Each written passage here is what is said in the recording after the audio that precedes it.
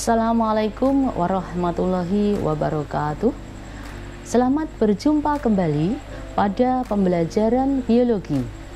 Di video kali ini akan menyampaikan soal dan pembahasan biologi SMA. Adapun tujuannya adalah untuk mengevaluasi sejauh mana penguasaan materi pembelajaran dan sekaligus untuk menambah wawasan materi tersebut.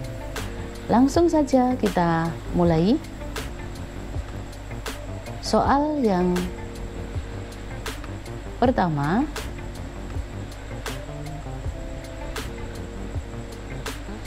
organela sel yang berfungsi untuk melangsungkan proses respirasi sel ditunjukkan oleh nomor apakah A1, B2, C3, D4, ataukah E5?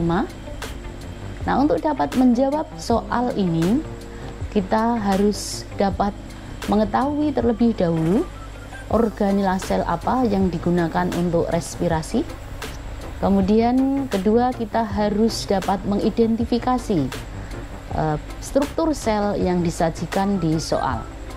Nah, sesuai dengan yang digambar di sana terdapat organela sel yang ukurannya besar dan transparan.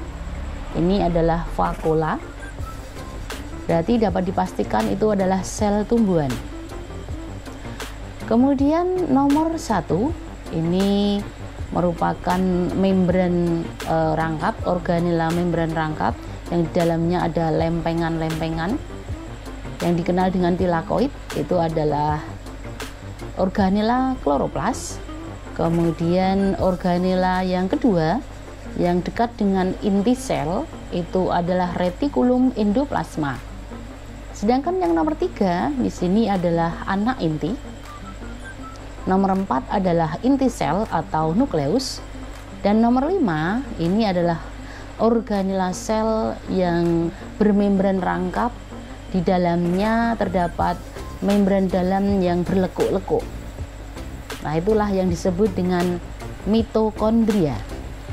Sehingga dapat dipastikan jawaban untuk soal nomor 1 ini adalah E, yaitu mitokondria.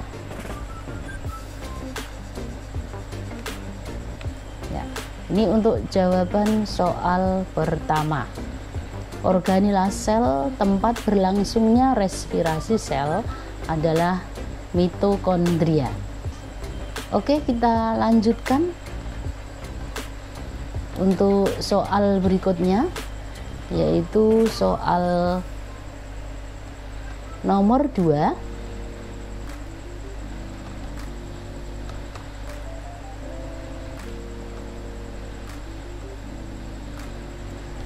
Pernyataan yang benar berikut ini yang membedakan vakuola sel hewan dengan vakuola sel tumbuhan adalah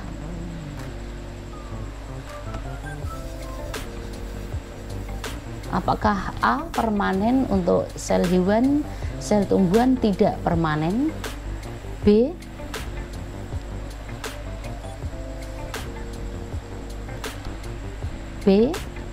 untuk sel hewan tidak permanen, sel tumbuhan permanen. Apakah C terdiri atas vakuola kontraktil dan fagosit untuk sel hewan? Sel tumbuhan terdiri dari vakuola makanan saja. Apakah D tempat menyimpan zat makanan terlarut? Pada hewan dan tumbuhan bukan tempat menyimpan zat makanan terlarut. Ataukah E mengatur tekanan osmosis pada sel hewan, dan pada sel tumbuhan mengatur tekanan turgor sel. Oke, kita bahas untuk soal nomor 2 ini.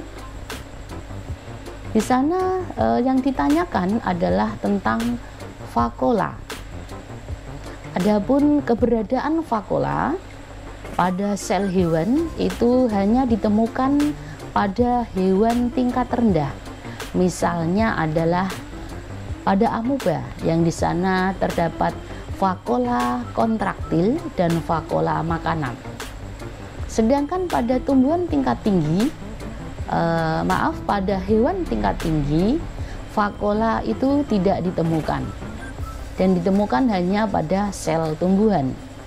Jadi kesimpulannya untuk vakola pada hewan hanya ada pada hewan tingkat rendah, dan vakola ini adalah ciri khas untuk sel tumbuhan, ya, pada tumbuhan tingkat tinggi. Sehingga jawabannya untuk soal nomor 2 yang berhubungan dengan soal dan jawaban yang paling tepat adalah jawaban C.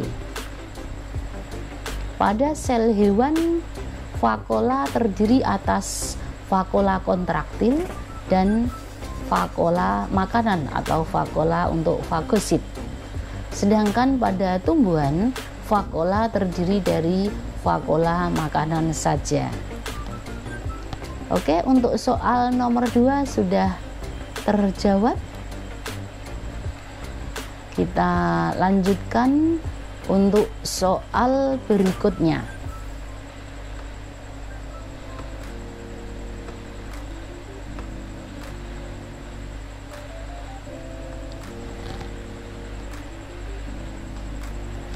Soal nomor 3, perhatikan organela sel berikut ini. 1. Vakola besar. 2. Ribosom. 3. Lisosom. 4. Plastida. 5. Sentriol. Dan 6. Dinding sel. Organela sel yang hanya dimiliki oleh sel tumbuhan ditunjukkan oleh nomor. Apakah A 1, 2, dan 3? B 1, 3, dan 6, C 1, 4, dan 6, D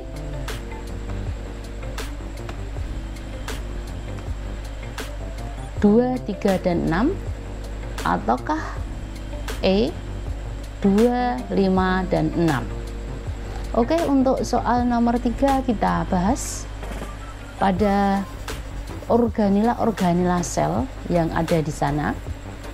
Vakola besar itu merupakan organela sel yang ada pada sel tumbuhan. Jadi untuk nomor 1 ini adalah pilihan yang dimaksud, yaitu vakola ini ada pada sel tumbuhan.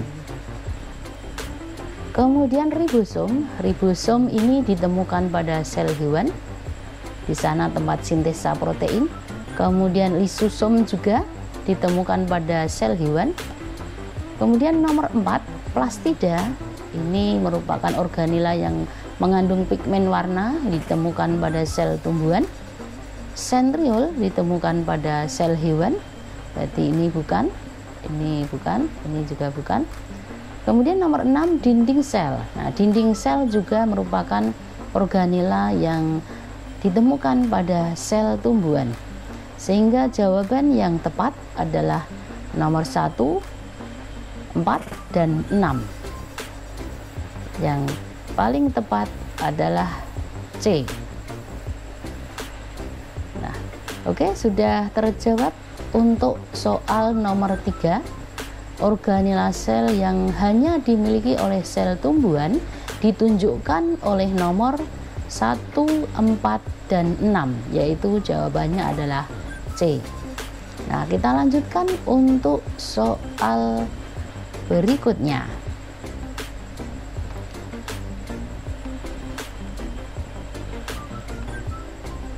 Soal nomor 4. Perhatikan struktur daun berikut ini. Berdasarkan gambar di atas atau gambar di samping, bagian yang ditunjukkan nomor 2, 4, dan 5 secara berurutan adalah A. Epidermis, palisade, dan stomata. B. Palisade, spon, dan stomata. C. Palisade, epidermis, dan kutikula. Ataukah D.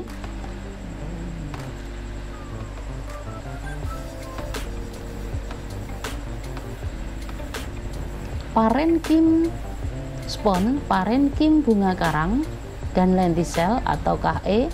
Parenkim spon, parenkim pagar, dan stomata.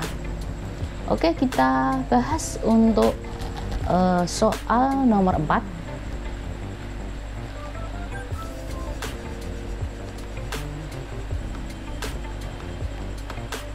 Ini bagian yang nomor 5.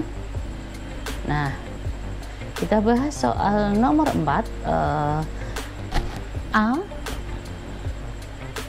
Kita bahas bagian keterangan gambar. Nomor 1 itu adalah epidermis, ya, lapisan paling atas epidermis. Kemudian nomor 2 itu adalah organela, jaringan, ya, jaringan pada tumbuhan yang ada pada daun, yaitu palisade atau jaringan tiang. Yang nomor 3 itu adalah bagian pertulangan daun, yang di sana ditemukan jaringan pengangkut. Kemudian nomor 4 ini adalah jaringan spon atau jaringan bunga karang. Dan nomor 5 itu merupakan lubang kecil yang ada di daun, yang merupakan modifikasi dari daun yang disebut dengan stomata. Jadi pertanyaan organ bagian jaringan nomor 2, 4, dan 5 adalah ini palisade, 4 spon, dan 5 stomata, sehingga jawabannya adalah B. Oke, untuk nomor 4 sudah terjawab. Kita lanjutkan untuk soal berikutnya.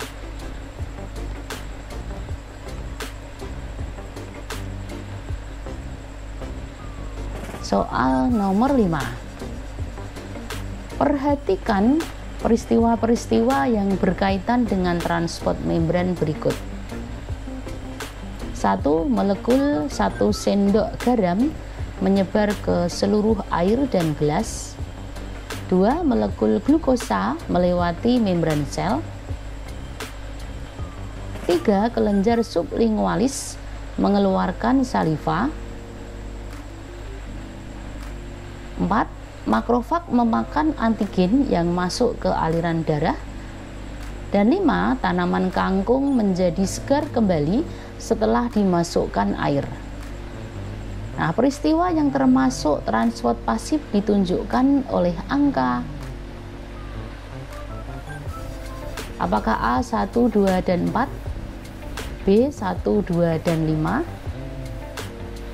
C 2, 3, dan 4, ataukah D 2, 3, dan 5, dan E 3, 4, dan 5. Oke, kita bahas untuk soal nomor 5. Peristiwa yang termasuk transport pasif. Kita tahu transport pasif adalah transport sel, transport yang tidak menggunakan energi dari sel dan terjadinya adalah secara spontan. Untuk nomor 1, molekul 1 sendok garam menyebar ke seluruh air dalam gelas. Ini jelas merupakan transport pasif, yaitu peristiwa difusi. Kemudian nomor 2, jadi untuk pernyataan yang pertama ini betul, ini adalah difusi. Kemudian nomor 2, molekul glukosa melewati membran. Ini juga merupakan peristiwa transport pasif. Ini osmosis karena di sana melalui membran sel. Kemudian nomor 3, kelenjar sublingualis mengeluarkan saliva. Ini bukan merupakan peristiwa transport pasif, tapi ini adalah peristiwa sekresi. Kemudian nomor 4, makrofag memakan antigen yang masuk ke aliran darah. Ini bukan merupakan peristiwa transport pasif karena ini adalah peristiwa endositosis. Di sana bukan transport pasif melainkan transport aktif. Dan nomor 5, tanaman kangkung menjadi segar kembali setelah dimasukkan air. Ini merupakan peristiwa difusi. Jadi air akan masuk ke sel kangkung sehingga menyebabkan kangkung menjadi segar kembali. Sehingga jawaban yang tepat untuk soal nomor 5 ini adalah nomor 1, 2, dan 5, yaitu jawabannya adalah B. Nah, oke. Soal nomor 5 sudah kita jawab, yang sekaligus juga merupakan soal terakhir dalam pembahasan video kali ini. Adapun jika ada pertanyaan-pertanyaan yang masih kurang jelas tentang materi yang disampaikan kali ini, boleh menyampaikan pertanyaan tersebut pada kolom komentar di bawah ya, pada video. Demikian untuk pembahasan kali ini.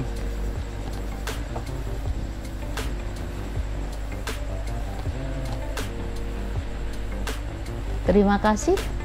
Assalamualaikum warahmatullahi wabarakatuh.